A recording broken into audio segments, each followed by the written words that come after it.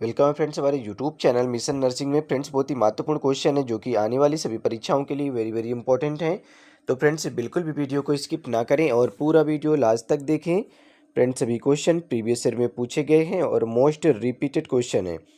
Friends ये 2022 में पूछे गए क्वेश्चन है। सभी जितने भी क्वेश्चन है सभी 2022 में पूछे गए क्वेश्चन है ये। तो चलिए फ्रेंड्स शुरू करते हैं। फर्स्ट क्वेश्चन आपकी स्क्रीन पर है, पढ़ें क्वेश्चन को और आंसर दें। What is mastication? मैस्टिकेशन क्या है फ्रेंड्स? बताएं क्या होगा इसका राइट आंसर, गेस करें। सभी रिपीटेड क्वेश्चन है फ्रेंड्स, ये पूछे गए हैं। What is mastication? क्या होता है मैस्टिकेशन? ज़्यादा से ज़्यादा आप लोग कमेंट बॉक्स में आंसर दें। तो फ्रेंड्स यहाँ पे ऑप्शन ए आपका राइट होगा, एक्ट ऑफ चेविंग। ठीक है, चबाने का कार्य। ऑप्शन ए यहाँ पे आपका राइट होगा। अब यहाँ पे एक्सप्लेनेशन को आप देख लें।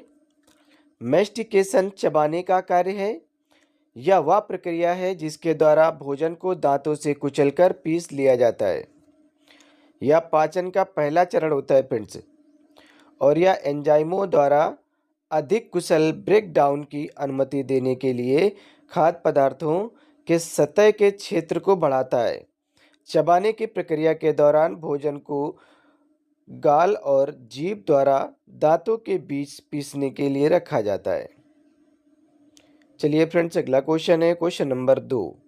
पढ़ें क्वेश्चन नंबर 2 को और आंसर दें। बताएं क्या होगा इसका राइट आंसर। आप अच्छे से पढ़ लें फिर आंसर दें, क्योंकि बहुत ही सिंपल क्वेश्चन है और ये सभी रिपीटेड हैं, पूछे गए हैं, कई बार आए हुए क्वेश्चन है।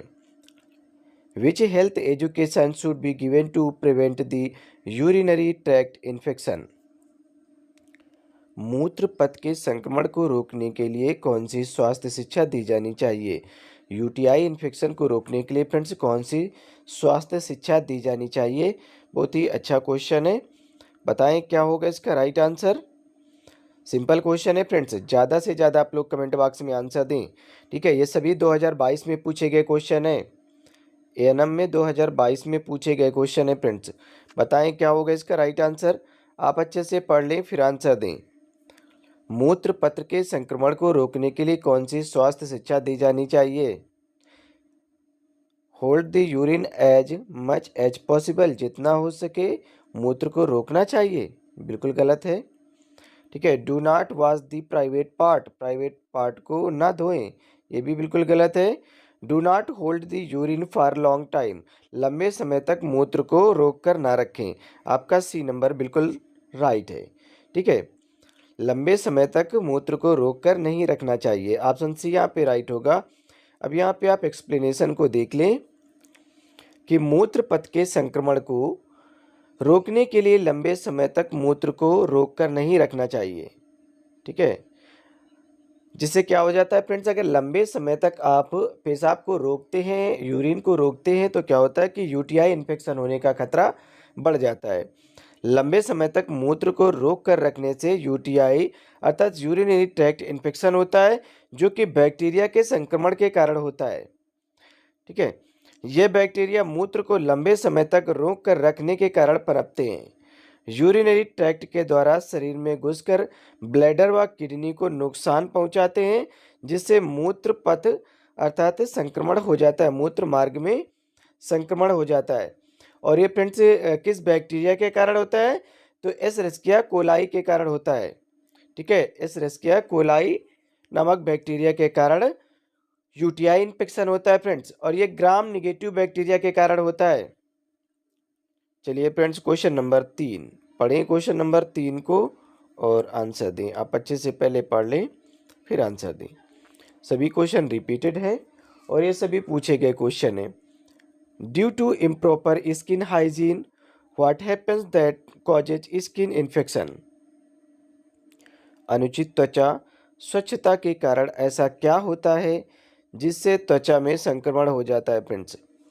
बताएं क्या होगा इसका राइट आंसर फ्रेंड्स, गेस करें। पढ़े क्वेश्चन को आप अच्छे से फिर आंसर दें। बहुत ही सिंपल क्वेश्चन है और ये सभी रिपीटेड क्वेश्चन है। इसी तरह के क्वेश्चन पूछे जाते हैं फ्रेंड्स। ठीक है, क्योंकि 2022 में पूछे गए क्वेश्चन है। आप लोग गेस लगा सकते हैं कि किस तरह से क्वेश्चन पूछे जाएंगे। ठीक है, अनुचित त्वचा स्वच्छता के कारण ऐसा क्या होता है जिससे त्वचा में संक्रमण हो जाता है? तो देखिए फ्रेंड्स, यहाँ पे ऑप्शन ए आपका राइट होगा, clogging the opening of the sweet gland, पसीने की ग्रंथियों के छिद्रों का बंद जाम होना। ठीक है, यहाँ पे ऑप्शन ए आपका राइट होगा। अब यहाँ पे आप एक्सप्लेन को देख ले कि अनुचित त्वचा स्वच्छता के कारण पसीने की ग्रंथियों के छिद्रों के बंद होने या फिर जाम होने के कारण त्वचा में संक्रमण हो जाता है। ठीक है, त्वचा में इन्फेक्शन हो जाता है। अगर जो स्किन की सेल्स हैं वो बंद हो जाती हैं, जिससे कि जो स्वीट ग्लैंड्स होती हैं, पसीने की ग्रंथियां होती हैं, वो जाम हो जाती हैं, जिसके कारण क्या होता है, संक्रमण हो जाता है। इसमें स्किन फूल जाती है। क्या होती है? स्किन फूल जाती है और दाने जैसे निशान बनने लगते हैं जो बहुत ज़्यादा खुजली करते हैं फ्रेंड्स। त्वचा के संक्रमण में मुख्य रूप से सेलुलाइटिस, एम्पेटिगो, फॉलिकुलाइटिस, यहाँ पे एरिसिपेलस, कार्बोनल शामिल होते हैं। चलिए फ्रेंड्स, क्वेश्चन नंबर 4 पढ़ें क्वेश्चन नंबर 4 को और आंसर दें फ्रेंड्स। क्या होगा इसका राइट आंसर? ज़्यादा से ज़्यादा आप लोग कमेंट बॉक्स में आंसर दें, बताएं क्या होगा इसका राइट आंसर। पहले क्वेश्चन को पढ़ें। देखिए, सभी क्वेश्चन रिपीटेड हैं फ्रेंड्स, सभी पूछे गए क्वेश्चन हैं और ये 2022 में क्वेश्चन पूछे गए हैं। ठीक है, तो आप इन्हें अच्छे से पढ़ें। What is the group of drug that is used for increasing frequency of urine called? मूत्र की बारंबारता बढ़ाने के लिए प्रयोग की जाने वाली औषधियों के समूह को क्या कहा जाता है friends?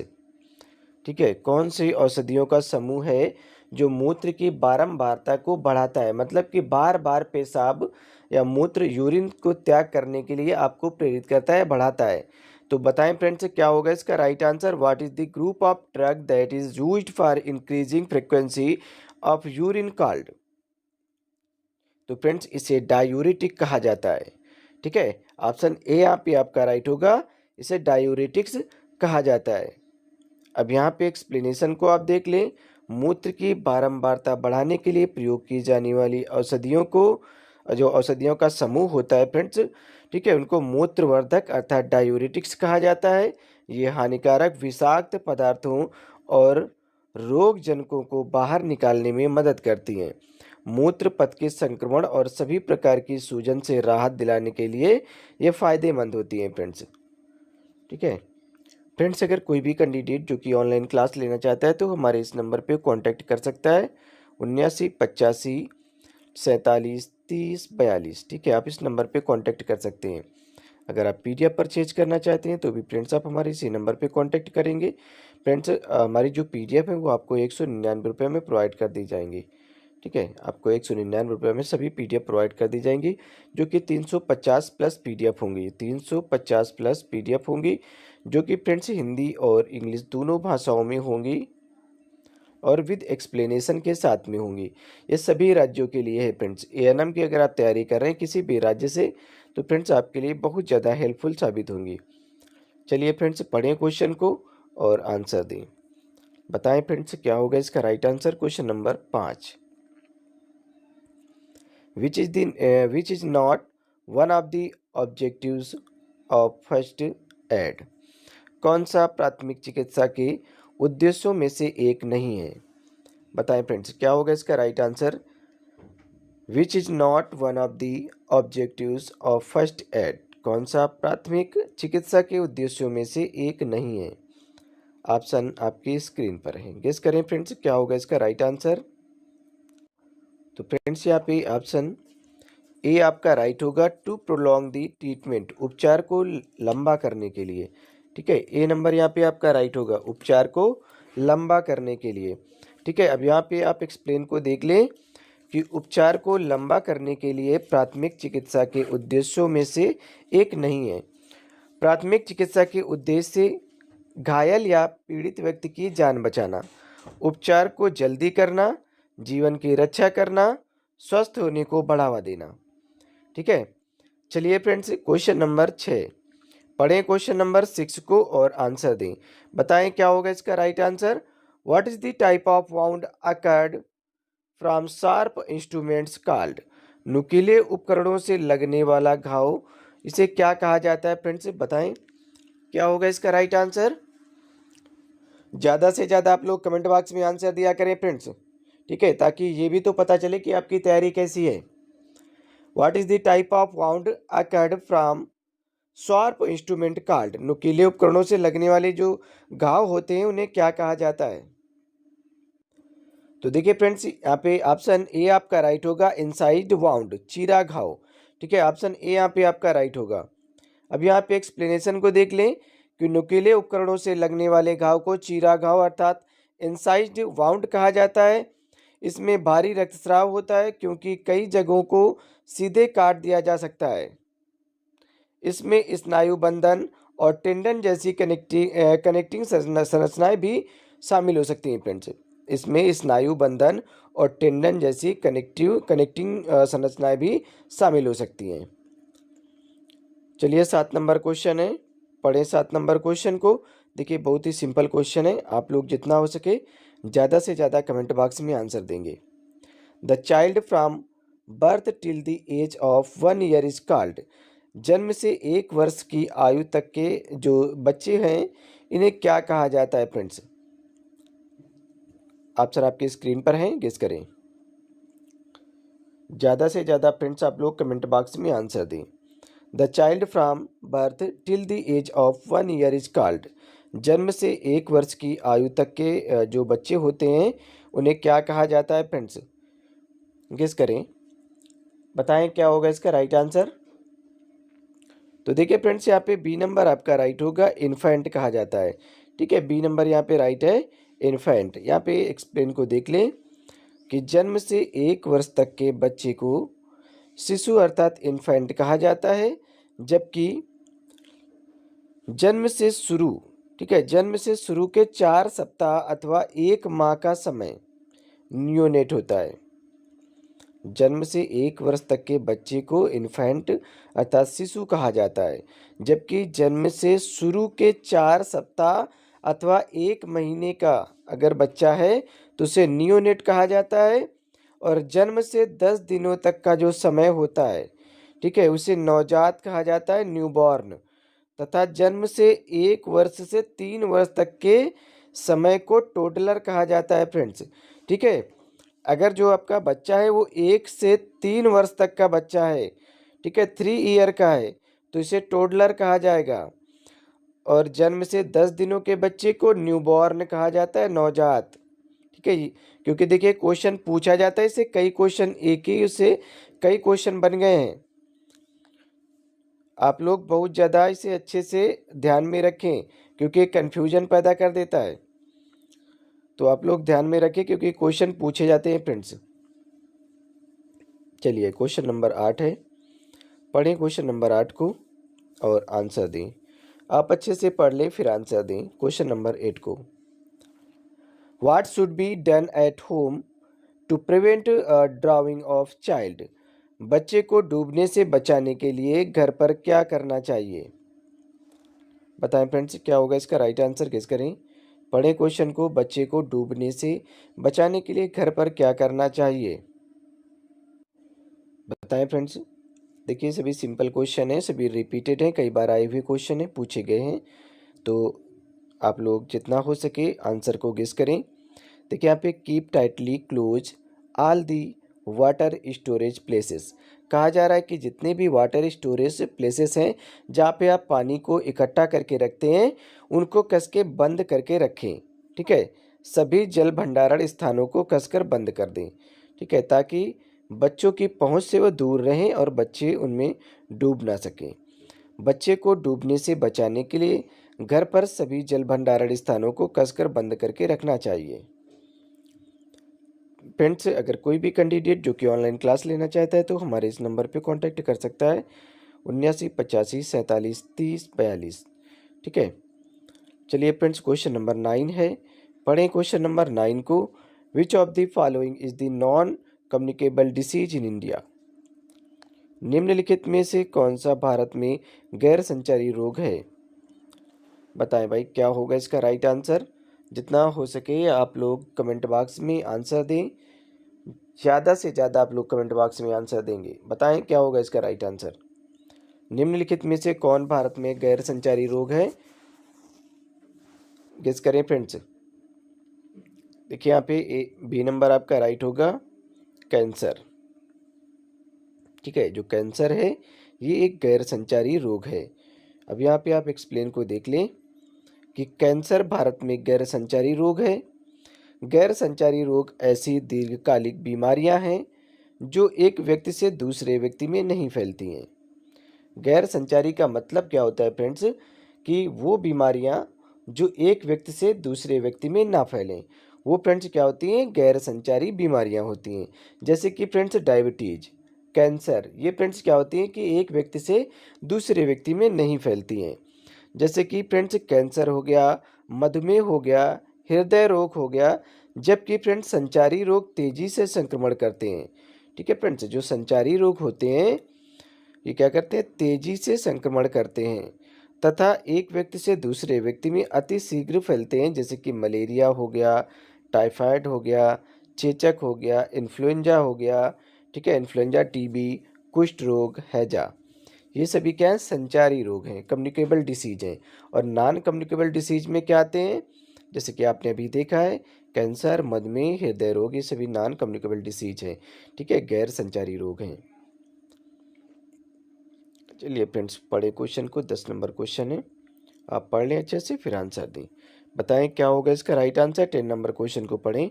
How many PHCs are covered by one community health care centre? बताएं फ्रेंड्स क्या होगा इसका right answer. How many PHCs primary health centre are covered by one community health centre? एक सामुदायिक स्वास्थ्य केंद्र के द्वारा कितने प्राथमिक स्वास्थ्य केंद्रों को कवर किया जाता है? बताएं फ्रेंड्स क्या होगा इसका राइट आंसर। जितना हो सके आप लोग कमेंट बॉक्स में आंसर दें। बताएं फ्रेंड्स क्या होगा इसका राइट आंसर। तो देखिए फ्रेंड्स, ए नंबर यहाँ पे आपका राइट होगा, 4। ठीक है, ऑप्शन ए यहाँ पे आपका राइट है, 4। अब यहाँ पे एक्सप्लेनेशन को भी देख लें कि एक सामुदायिक स्वास्थ्य केंद्र के द्वारा 4 प्राथमिक स्वास्थ्य केंद्रों को कवर किया जाता है। ठीक है, एक प्राथमिक जो सामुदायिक स्वास्थ्य केंद्र होता है वो 4 पीएससी अर्थात प्राथमिक स्वास्थ्य केंद्रों को कवर करता है। ठीक है, और यह जनजातीय क्षेत्रों में 80,000 तथा पहाड़ी व रेगिस्तानी इलाकों में 1.1 लाख मतलब 1.2 लाख लोगों तक अपनी सेवाएं मुहैया करवाता है। मतलब कि 1,20,000। ठीक है, यहाँ पे 1.2 का मतलब है 1,20,000 लोगों तक अपनी जो सेवाएं हैं वो मुहैया कराता है। सीएचसी, ठीक है, सीएचसी स्वास्थ्य देखभाल का द्वितीयक स्तर है। जो सीएचसी होता है फ्रेंड्स, ये क्या है? स्वास्थ्य देखभाल का द्वितीयक स्तर है और प्राथमिक स्वास्थ्य केंद्रों से भेजे जाने वाले मरीजों की विशेष इलाज प्रदान करता है। जब फ्रेंड्स यहाँ पे पीएससी प्राइमरी हेल्थ सेंटर पे कोई मरीज कवर नहीं होता है, उसके बस की बात नहीं होती है, क्योंकि यहाँ पे पूरी सुविधाएं उपलब्ध नहीं होती, इस वजह से सीएचसी के लिए रेफर किया जाता है।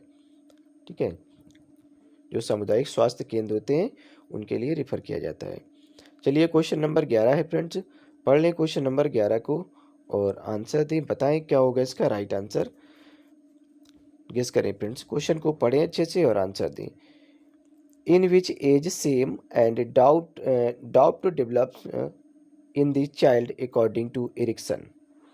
बताएं फ्रेंड्स क्या होगा इसका right answer. In which age shame and doubt develops in the child according to Erikson? कहा जा रहा है कि एरिक्सन के अनुसार किस उम्र में बच्चों में शर्म और संदेह पैदा हो जाता है?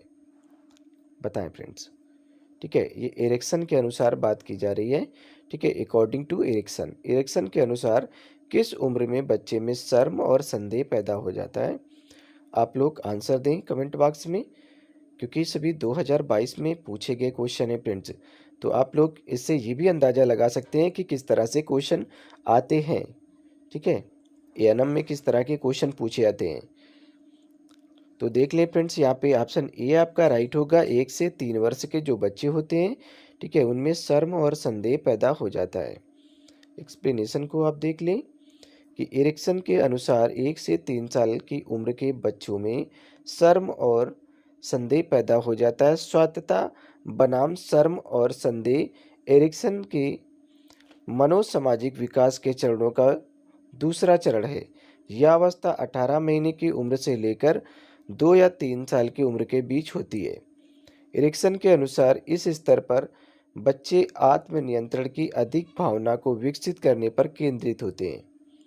ठीक है, इस समय इनकी आत्म भावना ज़्यादातर विकसित होने लगती है फ्रेंड्स। ज़्यादातर ये फ्रेंड्स सेंट्रलाइज्ड होते हैं। ठीक है, इस अवस्था में बालक सीखता है कि उससे क्या अपेक्षा है। इस उम्र में वो जो बालक होता है वो ये सीखता है कि उससे क्या अपेक्षा है और क्या उम्मीद है। बच्चा अपने कर्तव्य, अधिकार और सीमा को समझता है तथा नए नए प्रयास को करता है। चलिए friends, question number 12, 12 number question है। आप पढ़ें 12 नंबर क्वेश्चन को और आंसर दें। बताएं फ्रेंड्स क्या होगा इसका राइट आंसर। अच्छे से पढ़ लें फिर आंसर दें। सभी क्वेश्चन पूछे गए हैं और सभी सिंपल हैं। ठीक है, तो जितना हो सके आंसर दें। In which age egocentricity develops in the child. किस उम्र में बच्चे में अहंकार का विकास होता है। बताएं फ्रेंड्स क्या होगा इसका राइट आंसर, गेस करें। In which age egocentricity develop in the child. किस उम्र में बच्चे में अहंकार का विकास होता है। आप लोग ज़्यादा से ज़्यादा फ्रेंड्स कमेंट बॉक्स में आंसर दें। बताएं क्या होगा इसका राइट आंसर। तो देखिए डी नंबर यहाँ पे राइट होगा। 12 से 18 ईयर में, 12 से 18 साल में क्या होता है कि बच्चों में अहंकार आ जाता है। ठीक है, अहंकार का डेवलप होता है, विकास होता है। ठीक है, 12 से 18 साल की जो उम्र होती है, इस उम्र के दौरान क्या होता है बच्चों में अहंकार का विकास होता है। यह पूर्ण सक्रियात्मक अवस्था होती है। ठीक है, इस चरण में बच्चा यह मानता है कि वह अन्य लोग ठीक उसी तरह महसूस करते हैं, देखते हैं और सुनते भी हैं जैसे बच्चा करता है। ठीक है, यह बच्चे में स्मृति और कल्पना को विकसित करने की अवस्था होती है। यह जो होती यह फ्रेंड्स जो उम्र होती है 12 से 18 साल की, यह बच्चे में स्मृति जो उसकी याददाश्त है, मेमोरी होती है, और जो सोचता है, ठीक है, जो कल्पना करता है, उसको डेवलप करने की ये अवस्था होती है। और इस उम्र में बच्चे अहंकारी होते हैं, जिसका अर्थ है यह है कि उन्हें अपने दृष्टिकोण से बाहर सोचने में कठिनाई होती है। ठीक है, वो अपने दृष्टिकोण से बाहर निकलकर नहीं सोचते हैं। ठीक है, उन्हें ये सोचने में बहुत ज़्यादा कठिनाइयों का सामना करना पड़ता है। चलिए पढ़ें क्वेश्चन को। 13 नंबर क्वेश्चन है, 13 नंबर आप पढ़ लें और आंसर दें। Which of the following is the behavioural determinant of the health. निम्नलिखित में से कौन स्वास्थ्य का व्यवहारात्मक निर्धारक है। क्वेश्चन को अच्छे से पढ़ें और आंसर दें। बताएं क्या होगा इसका राइट आंसर। निम्न में से कौन स्वास्थ्य का व्यवहारात्मक निर्धारक है। तो यहाँ पे डी नंबर आपका राइट होगा, स्मोकिंग। ठीक है, धूम्रपान। ऑप्शन डी यहाँ पे राइट होगा। एक्सप्लेन को देख लें कि धूम्रपान स्वास्थ्य का व्यवहारात्मक निर्धारक है, क्योंकि स्वास्थ्य संबंधी कारकों में धूम्रपान, शराब पीना, खाने की आदतें शामिल हैं। मानव स्वास्थ्य पर एक पर्यावरणीय प्रभाव सामाजिक आर्थिक स्थिति है। अन्य पर्यावरणीय कारक और आनुवंशिक कारण सभी धूम्रपान से जुड़े हैं। किसी व्यक्ति के स्वास्थ्य पर आनुवंशिक कारकों का प्रभाव जनसंख्या समूह के अनुसार भिन्न होता है। चलिए friends question number 14, 14 number question है। पढ़ें 14 नंबर क्वेश्चन को और आंसर दें। सभी क्वेश्चन सिंपल हैं और ये सभी रिपीटेड क्वेश्चन है, पूछे गए 2022 में आए हुए क्वेश्चन है ये। Which vitamin is known as the anti haemorrhagic vitamin. किस विटामिन को रक्तस्राव रोधी विटामिन के रूप में जाना जाता है। बताएं फ्रेंड्स क्या होगा इसका right answer. Which vitamin is known as the anti haemorrhagic vitamin. किस विटामिन को रक्तस्राव रोधी विटामिन के रूप में जाना जाता है। फ्रेंड्स आप लोग ज़्यादा से ज़्यादा कमेंट बॉक्स में आंसर दें। तो देखिए फ्रेंड्स यहाँ पे डी नंबर यहाँ पे आपका राइट होगा। ठीक है, एंटी हेमोरेजिक विटामिन। ठीक है, अब यहाँ पे एक्सप्लेनेशन को देख लें कि विटामिन के को रक्तस्राव रोधी विटामिन के रूप में जाना जाता है। विटामिन के की कमी से रक्त का थक्का नहीं बनता है। ठीक है, नहीं जमता है। विटामिन के वसा में घुलनशील विटामिन है। अब वसा में घुलनशील विटामिन फ्रेंड्स कौन कौन सी होती हैं। तो वसा में जो घुलनशील विटामिन है ए, डी, ई और के। ठीक है, ये वसा में घुलनशील विटामिन होती हैं। चारों विटामिन वसा में घुलनशील है, ए, डी, ई, के। और फ्रेंड्स जो बी सी विटामिन है वो जल में घुलनशील होती है, बी और सी। ठीक है, ये विटामिन जल में घुलनशील होती हैं। ठीक है, यह शरीर में कुछ प्रकार के प्रोटीनों के पूर्ण संश्लेषण में सहायक होते हैं, जो रक्त का थक्का बनाने में सहायक होते हैं। इसके अलावा विटामिन के की सहायता से ही शरीर की अस्थियों तथा अन्य ऊतकों में कैल्शियम के बंधन को भी नियंत्रित किया जाता है। विटामिन के का रासायनिक नाम नेप्थोक्विनोन होता है। चलिए फ्रेंड्स, 15 नंबर क्वेश्चन है, पढ़ लें 15 नंबर क्वेश्चन को और आंसर दें। गेस करें क्या होगा इसका राइट आंसर। देखिए फ्रेंड्स, जितने भी क्वेश्चन है सभी पूछे गए हैं, रिपीटेड हैं, ये 2022 में। बताएं क्या होगा इसका राइट आंसर। यूपी एनएचएम में पूछे गए क्वेश्चन है, एएनएम में। The sterility occurs from which vitamin deficiency. The sterility occurs from which vitamin deficiency. बांझपन किस विटामिन की कमी से होता है। बताएं, कई बार हमने पढ़ाया ये क्वेश्चन। ठीक है, जितने भी विटामिन से रिलेटेड क्वेश्चन है हमने ज़्यादातर बहुत ही अच्छे से आपको समझाया है। तो आप लोग आंसर दें कि बांझपन किस विटामिन की कमी से होता है। तो फ्रेंड्स, विटामिन ई की कमी से क्या हो जाता है, बांझपन हो जाता है। इसी को टोकोफेरॉल कहा जाता है, विटामिन ई को। ठीक है, इसे ब्यूटी विटामिन भी कहा जाता है, सौंदर्य का विटामिन इसी को कहा जाता है। विटामिन ई को बांझपन के लिए विटामिन ई जिम्मेदार होती है, रिस्पॉन्सिबल होती है। फ्रेंड्स, इसके लिए अंकुरित अनाज ज़्यादा फायदेमंद होते हैं। विटामिन डी की कमी से फ्रेंड्स क्या हो जाता है, रिकेटस हो जाता है, सूखा रोग हो जाता है छोटे बच्चों में। और जो एडल्ट होते हैं फ्रेंड्स, उनमें ऑस्टियोपोरोसिस अर्थात ऑस्टियोमलेशिया हो जाता है, जिसमें फ्रेंड्स एडल्ट में क्या होता है, बीएमडी कम हो जाता है, बीएमडी। ठीक है, ये बीएमडी मतलब क्या होता है, बीएमडी। ठीक है फ्रेंड्स, बोन मिनरल डेंसिटी। ठीक है, हड्डियों में फ्रेंड्स अस्थि खनिज जो तत्व होता है उसमें कमी आ जाती है, जिसकी वजह से क्या होता है, हड्डियां क्षणभंगुर हो जाती हैं, कमजोर हो जाती हैं, टूटने का खतरा बुढ़ापे में अधिक बढ़ जाता है। विटामिन ए, इसका रासायनिक नाम क्या होता है, रेटिनॉल होता है फ्रेंड्स। इसकी कमी से रतौंधी हो जाती है। ठीक है, नाइट ब्लाइंडनेस। इसके जो स्रोत हैं फ्रेंड्स वो क्या होते हैं, मछली का तेल, यकृत, और फ्रेंड्स गाजर हो गया, और फ्रेंड्स यहाँ पे जितने भी पीले फल हैं, पपीता है, आम है, ये सभी विटामिन ए के अच्छे स्रोत माने जाते हैं। ठीक है, विटामिन ई के अच्छे जो स्रोत हैं वो अंकुरित अनाज होते हैं। अब विटामिन बी। ठीक है, विटामिन बी की कमी से क्या हो जाता है फ्रेंड्स, बेरी बेरी रोग हो जाता है। चलिए यहाँ पे एक्सप्लेनेशन को देख लें कि विटामिन ई की कमी से मनुष्यों में बांझपन ज़्यादातर देखने को मिलता है। बांझपन एक ऐसी बीमारी है जो पुरुष तथा महिला दोनों में हो सकती है और इसका मुख्य कारण जेनेटिक होता है। पुरुषों और महिलाओं में यौन संबंध या यौन स्वास्थ्य को बढ़ावा देने के कारण विटामिन ई को बांझपन रोधी विटामिन कहा जाता है। फ्रेंड्स, अगर कोई भी कैंडिडेट जो कि ऑनलाइन क्लास लेना चाहता है तो हमारे इस नंबर पे कांटेक्ट कर सकता है, 7985473042। फ्रेंड्स, अगर आप पीडीएफ परचेज करना चाहते हैं तो हमारे इसी नंबर पे कांटेक्ट करेंगे। ठीक है, जो हमारी पीडीएफ है 199 में आपको प्रोवाइड कर दी जाएंगी, जो कि फ्रेंड्स आपके एग्जाम के लिए बहुत ज़्यादा इंपॉर्टेंट रोल प्ले करेंगी। फ्रेंड्स, कोई भी एग्जाम हो, ठीक है, एएनएम से रिलेटेड कोई भी एग्जाम हो, सभी एग्जामों के लिए फ्रेंड्स बहुत ज़्यादा इंपॉर्टेंट रोल प्ले करेंगी। किसी भी राज्य से आप एएनएम की तैयारी कर रहे हैं तो आपके लिए बहुत ही ज़्यादा इंपॉर्टेंट है।